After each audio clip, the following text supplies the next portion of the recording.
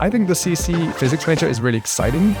We have different tracks. One of our favorites is the astrophysics track, which allows you to actually spend a few weeks at an observatory in West Virginia taking observational astronomical data. The block plan has allowed me to teach outside the traditional classroom by allowing our quantum mechanics class to go to the Backer campus.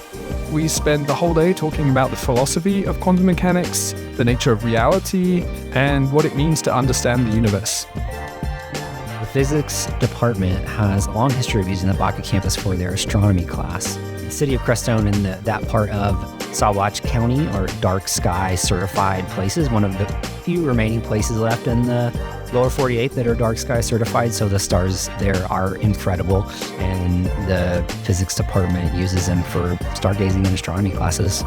We've worked with environmental thermodynamics courses where students are learning about thermodynamics, and then have partnered with an organization called the Energy Resource Center to do a no-cost retrofit of an old home. The idea being that they can learn about thermodynamics through doing it in a house, and also serving low-income households and supporting climate change all in one swoop.